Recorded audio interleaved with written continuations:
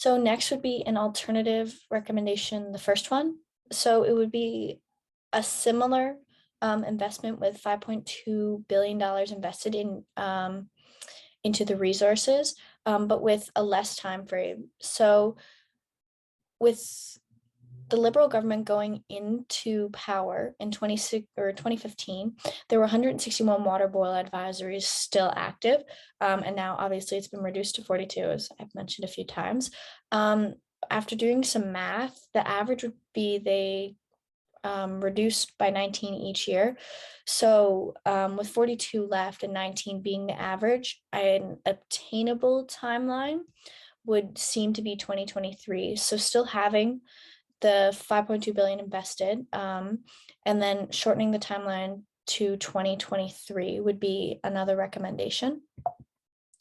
Another alternative recommendation would be not setting a timeline, and then more allocation of resources, using your money to put into better places,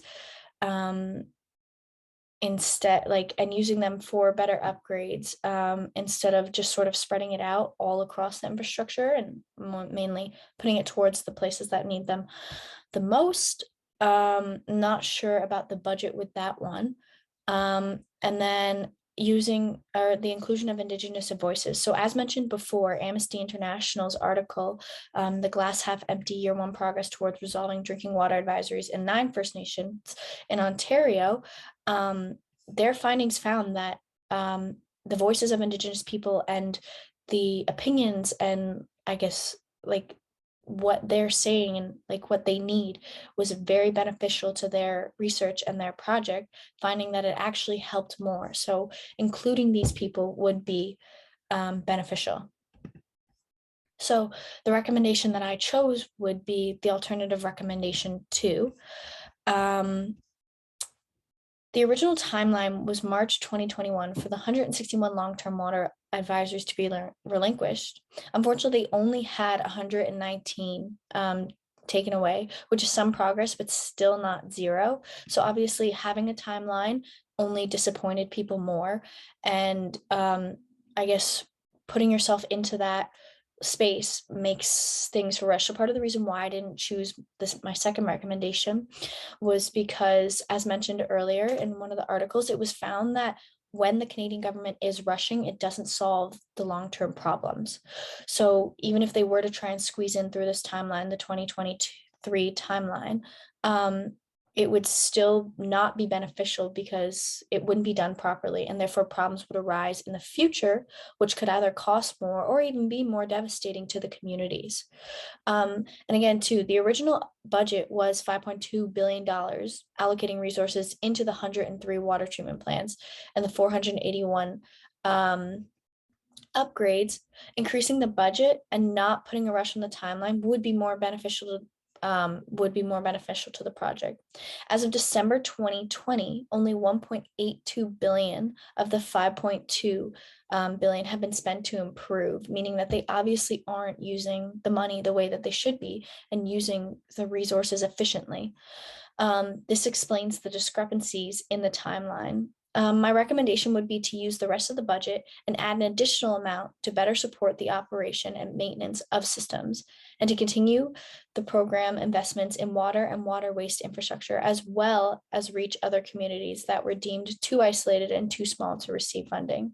So another article I read during my research, they had said that there was some small communities in British Columbia that were not going to receive the water infrastructure upgrades they needed because they were too isolated and too small to be considered, I guess, beneficial to more.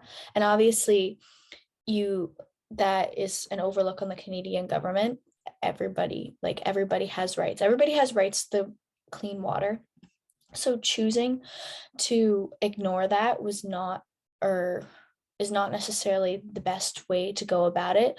Obviously, there are some matters that are more precedent than that, but I still believe that if they were to use that budget towards everything, it would eliminate any future problems or issues that they would have to deal with that wouldn't fulfill their promise. Also, my research, I read somewhere else that they had put or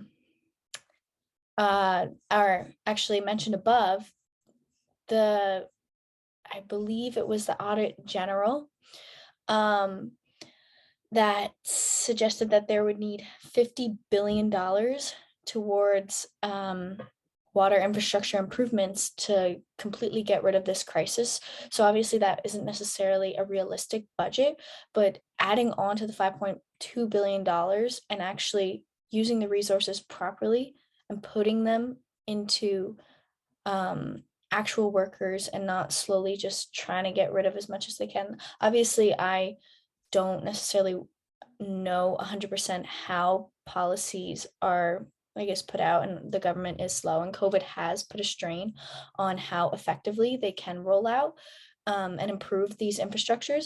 But the fact remains that less or a year ago, they had used less than 30% of a budget that they've had since 2015. And so using their resources and using their money more wisely would be able to pick up and help these communities. So as I said, my recommendation, no set timeline, more money, and better allocation of resources, as well as the inclusion of Indigenous voices, as they're the ones who are being affected. Their communities are the ones that are struggling and having to live cautiously. Anyways, thank you for listening to my recommendation, and I appreciate using your time. Here is my bibliography. I'll give you a second.